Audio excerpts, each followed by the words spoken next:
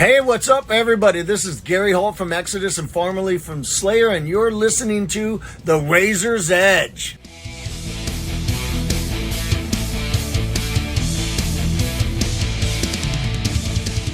Hi, it's Kat from The Razor's Edge, and I'm here on the final day of Bloodstock with Repulsive Vision. For people who don't know who you are, we know you played yesterday, so why don't you introduce yourself, tell us what you do in the band, and tell us a little bit about what kind of style of music you play. Okay. Well, I'm Matt Davidson. I'm the guitar player and backing vocalist from Repulsive Vision.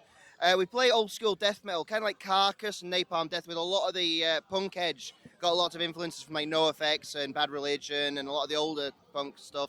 It's quite a smorgasbord of different influences from black metal and doom, and we've got a bit of everything.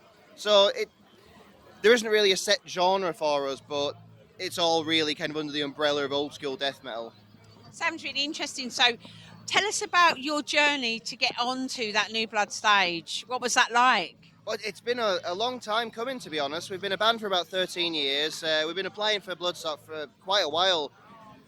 So we tried to kind of go further into the like overseas territories. We've played a few festivals over in Europe and America. And then all of a sudden we just got the email from Simon this year, and it felt amazing to finally get the opportunity to go on home soil and be able to play at this festival. One that I've been to many times over the past few years. Since 2011 I've been coming, so. Fantastic. So how well do you think it was received yesterday? I mean, do you think it was a really good set? Are you really pleased with it? And more importantly, are you hoping to get back again?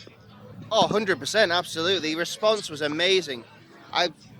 It couldn't have gone better. I mean, every set you can analyse with a fine-tooth comb, and, just seeing the people respond to what we were doing so well, and the kind praise we've had ever since, you can't complain at all. It was so good, and we're so thankful for the opportunity to have done that, We'd love to be back again, hopefully on Sophie's stage at some point.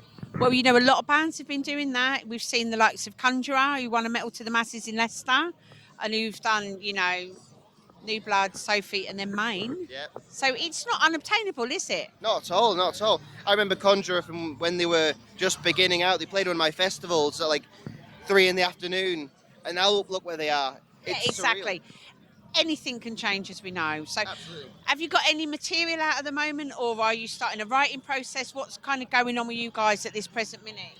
We've got 2 albums out already on Mighty Music. We're currently writing some material. Obviously, COVID kind of held us back a little bit from the actual writing stage.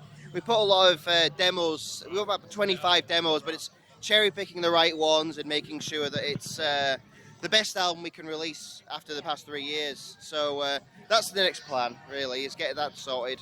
And what's your writing process like? Because I know lots of people are doing different things. Like what seems to be popular again is everybody in a room live together. Is that something you guys do, or are you kind of more traditional of going in separately and laying down your individual pieces? A bit of both, to be quite honest. I find it very difficult to spontaneously get the great material, and then I find that when you get something really good, you forget it by the next practice or something.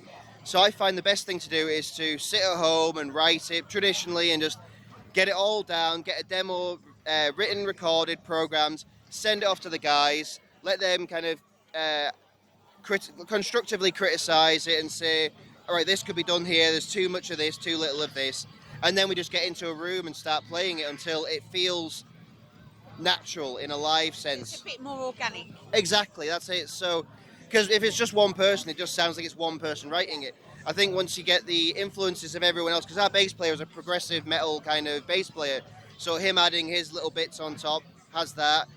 Our drummer is an incredible vocalist, like incredible lyricist, should I say, sorry. And what he does, he gets the songs that we've got and adds those kind of anthemic new wave of British heavy metal kind of style things with the growled kind of death metal vocals. It's something that I couldn't have even thought of, some of these things, when I've come out with these songs and thinking, wow, I can't believe it came out that way, So a bit of both, really. And finally, you've been here all weekend. Who's been great to watch, and who are you looking forward to today? Oh, wow. Candlemas were fantastic. One of my all-time favourites. I was so impressed by Killswitch. I wasn't expecting to like them much. Metalcore's not really my thing, but I was really impressed by them. In Flames were fantastic. I really loved Triptychon playing Celtic Frost last night. Oh, amazing. So good. In some of the earlier stages, Hidden Intent, I really loved. I missed Nakanaka. I think they're from Norway or something. Just death metal band. I missed them. I couldn't believe it.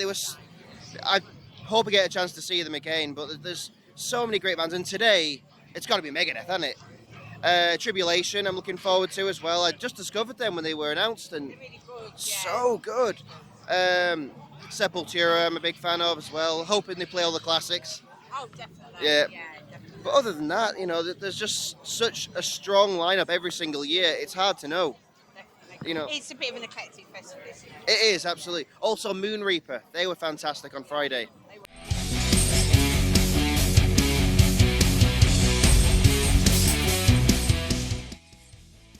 Thanks for listening. Make sure you keep up to date with future episodes by subscribing to our channels.